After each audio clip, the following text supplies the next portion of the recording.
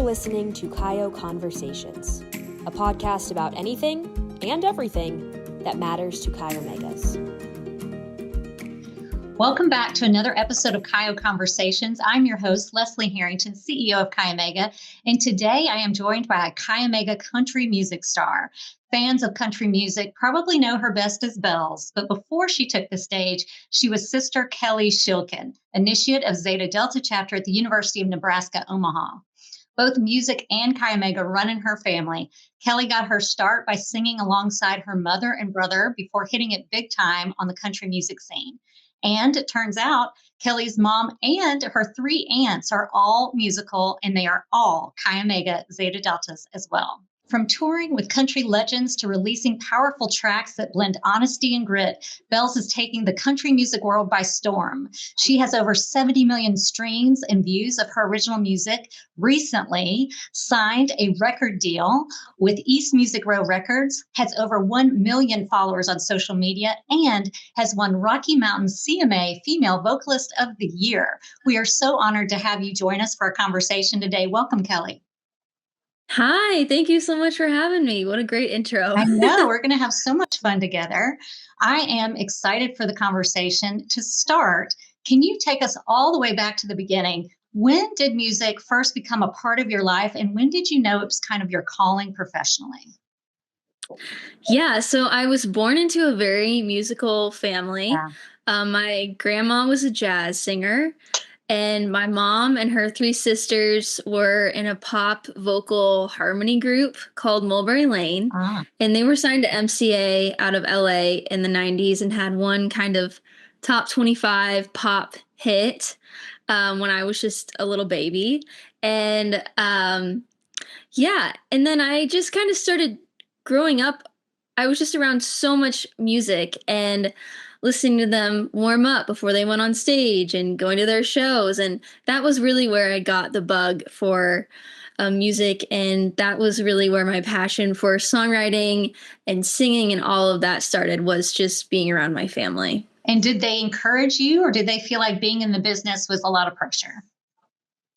You know, both. I think early on, my mom, she put me in dance, she put me in singing, she put me in theater, but she also put me in like soccer and like taekwondo and swimming. And she was kind of trying to, say, if you want to sing and dance and be on stage and all that, you can, but also you can also do all these other passions. And unfortunately, I was horrible at everything else besides singing. And I just really fell in love with it from an early age. And I think my mom, it was kind of a double-edged sword for her because, she saw how much I loved this and how much I wanted to do this. But also, from the beginning, she was like, this is a really, really tough business. Like, it is a really hard thing to break into and make into a career. So you really have to love it, or else maybe you should try doing something else. So that was kind of her attitude. And now she's pretty much, she's very, very supportive of me chasing this dream as far as I have. Yeah. Well, I love that she was real about it, that it's glamorous and fun and wonderful and it's your passion, but there's hard parts as well. So it was nice for you to have a real picture of what would be to come. How has it been for you? You've been incredibly successful, but what has the road looked like? I mean, has there been times that were difficult?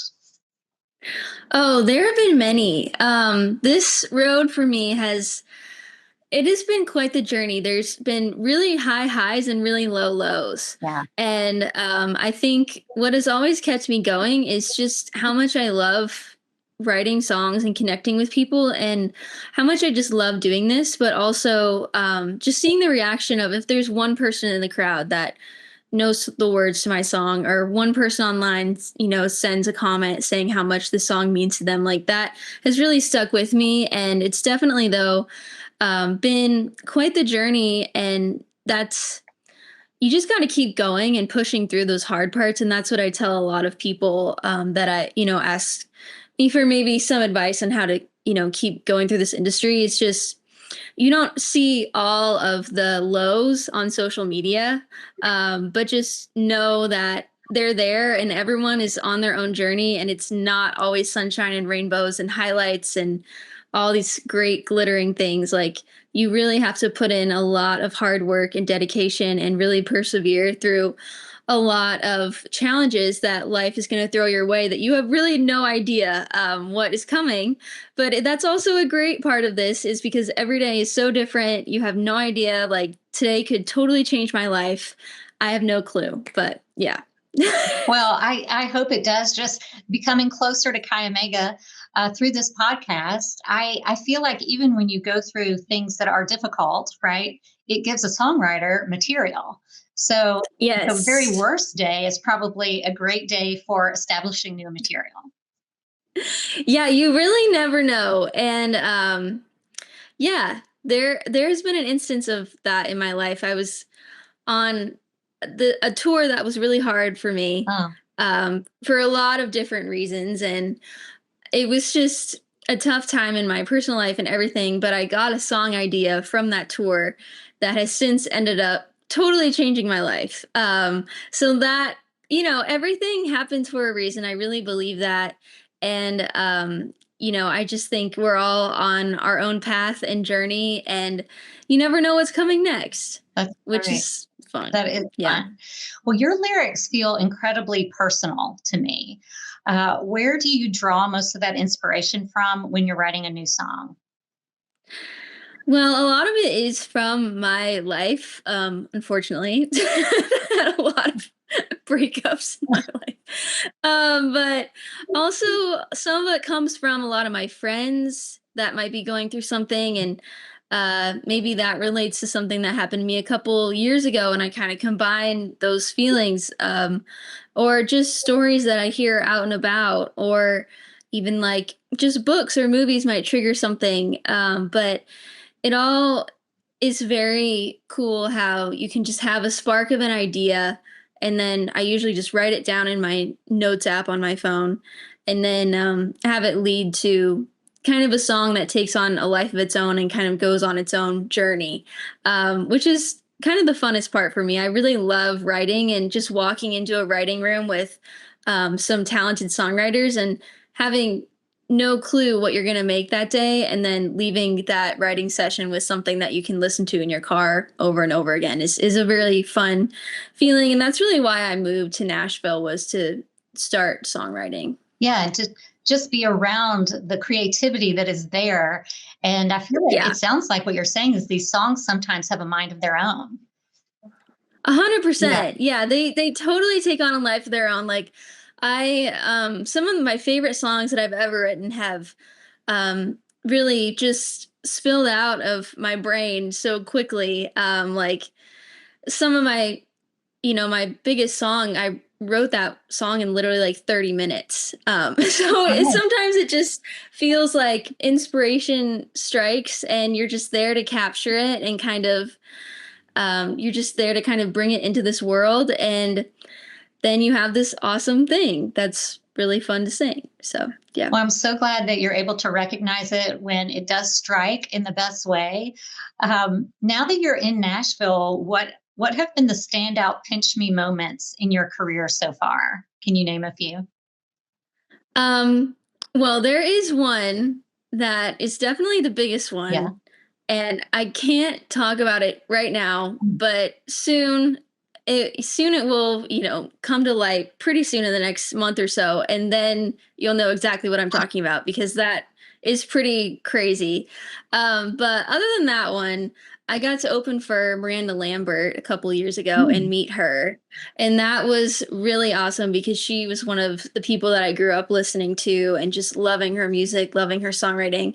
And she just couldn't have been kinder to me. Oh, Like, she got a beer off the bus for my mom, and we were oh. all hanging out backstage, and it was just such a fun experience. And she is such a role model to me. So that was definitely a big pinch me moment. Well, it sounds like she lived up to her hype and she was trying to lift you up. 100%. Yeah, as somebody who is Yeah. up and coming. That is wonderful to hear because you hear so many terrible stories, not about Miranda, but about, Yeah. artists being kind of like not welcoming. Sounds like she really was, and that this business is kind of She different. Yeah, she was amazing, and it just made her even more of a role model to me. Just how she was on and off stage. Yeah. Well, I know you'll pay that forward, also, just like she did. Who else would be a dream artist to collaborate with aside from Miranda? Dolly Parton is up there for me. I think that would be pretty crazy. I definitely grew up listening to her, and she has been her music has been such a big part of my life from a very young age. That would be a dream collab for sure. Well, if you get that chance, Um, do you promise me you'll special initiate her immediately into Kalamega? Yeah. yes. What is the one thing you think fans would be surprised to know about the music business? Anything that surprised you going in? um, I think one thing it's kind of just it's very casual. Oh, I think that is one thing that does surprise people. It's just how kind of casual the vibe is, and it's really just making fun art with your friends and then sending it off to like, you know, people that you work with in the business side that you can just text and call up. You know what I mean? It's a right. very casual thing. And that's also why it matters so much who you choose to work with, because some of the closest people in my life are my manager, are my label people, are my songwriters. Like everyone is kind of just like, we're all friends and we're all family in a way when we're all in this team together. So I think that is something that would surprise people. And, um, it's just that it's just kind of a very fun vibe. And a lot of these people that accomplish such great things, you meet them and you're just like, wow, you're just like a chill, nice person, you know? Fair person. Yeah, exactly. Well, so I'm picturing like just these jam sessions, with various people, and some of them turn into number one hits. It's not like you make an appointment to meet and make a number one hit, right? It just kind of Exactly. happens organically. Yeah, exactly. Well, you mentioned a little bit about your songwriting process. It involves your notes app on your phone, but I was curious, like, do you ever get inspiration in the middle of the night, or is it an 8 to 5 thing for you pretty much every day? Inspiration strikes kind of at any hour. I have woken up in the middle of the night with ideas, but honestly, unlike Taylor Swift, anytime that has happened to me, I wake up the next morning and I'm like, this is not a good idea. Like, what were you thinking? Like, that's not it. So I think a lot of my ideas happen to me really like at night, but like before like when I'm having my cup of tea before I go to bed. Honestly, that is when a lot of my ideas hit me, or just in conversations with people. A lot of times I'll feel bad because I'm like getting out my phone to write something down, but I'm not texting. I'm just like had this crazy song title in my head. Yeah. But it's really fun, and I have this guy Johnny Gates. He is at my label, but we also write a ton of songs together. He and I are like, we'll be in like a meeting and maybe someone will say something and we'll like look at each other and be like, oh my gosh, that's a great song idea. We have like this telepathic connection thing happening. So it's pretty fun. Yeah. Well, do you have a favorite song that you have written? One that's most meaningful? Um, a couple. I think right now my favorite song is one that hasn't come out yet, but I've started to kind of post it on my social media. It's called Son of Jolene. Ah, So I'm really, really, really excited about that song. And yeah, I'm really proud of it. I wrote it with two of my best friends, just in my best friend Dan's living room. And yeah, that song, I've been waiting to put that one out for almost a year now. So I think it's going to be really exciting. I feel like you're giving us so many good cliffhangers. It's going to keep our podcasters guessing and following you to see what all this transpires. Now, Son of Jolene, I know you're a Dolly Parton fan. So does that have anything to do with Dolly's Jolene? It does. It's kind of a part two. Part two. So yeah, I actually met someone whose mom's name was Jolene. Uh-huh. And this guy that I met, he was also a music artist. So I had this idea just talking to him. I was like, you should write a song about being the son of Jolene Right. because that Easy. would be so cool. But then he loved him to death. He's more of a love song guy, you know, and to write about being the son of Jolene, maybe you're not the love song guy. So he was like, I don't really know if that's my brand. Like, I don't really know if I would want to write that, but you can write that song. So I did. Cool. And now it has become probably I'm most proud of writing that song so far. Yeah. Well, I can't wait to hear it. Thank you for being so transparent and opening up and sharing some of your truly inspirational light on your journey with us. Now, most of us listening today will never go on tour. So we're hoping we could kind of do this backstage pass kind of question series with you. So I'm going to ask you some of our burning questions about life on the road. Is that all right? Yeah. Okay. So first, do you prefer like big festival crowds or smaller, more intimate venues? I love both. Okay. I think recently my vibe has been the smaller, intimate venues. I've been doing these acoustic tours the past year, which is just me and my guitar on stage. And I just kind of tell the stories behind my songs, how I wrote them, just things that you wouldn't hear just watching my social media, you know? So that for me has been such a fun time because I feel like after the show, I leave that show feeling like I know the people in the audience because we've been just like chatting all night, you know? So that's been really nice to just have that connection. So I think that's kind of my vibe at the moment. Yeah. Well, what is your favorite city to play in? Have you been back to Omaha? What is I have. I love playing in Omaha. Yeah, there's nothing really like hometown crowds, honestly. That is probably my favorite place to play. Yeah. Okay, good. I guessed it. What is something that you always have in your suitcase or your tour bag, no matter where you're headed? Like, if you were So many what would things. you request or have in your bag? The honest truth is I am a huge beef jerky girl.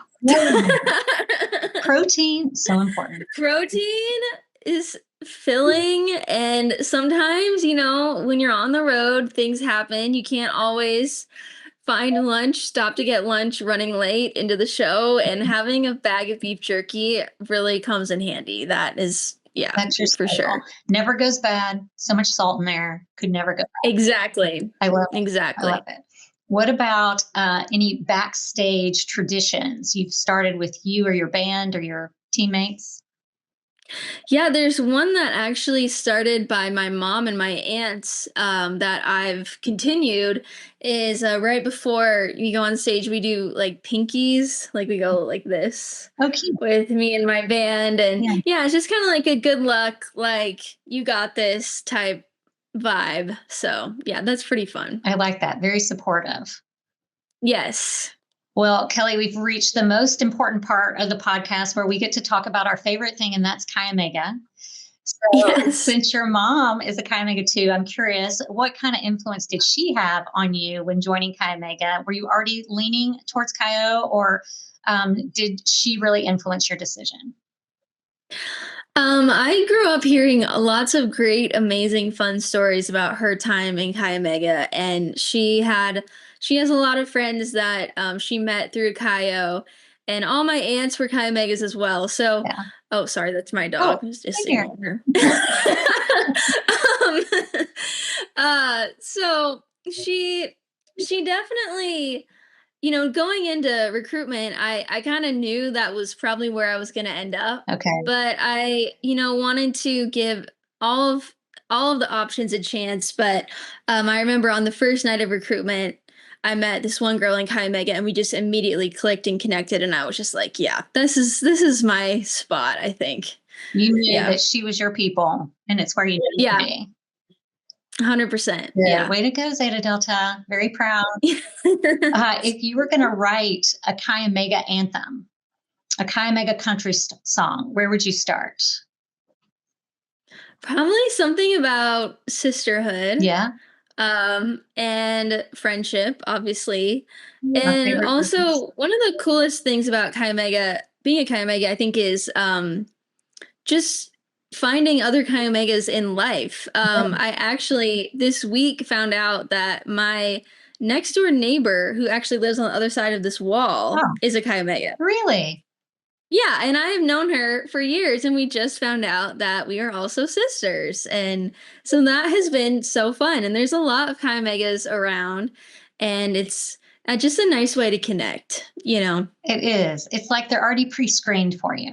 You know they're Yes, yeah. that's true. Oh, what a small world that she's right there next door. Y'all should knock on the wall 5 times. You know. I know.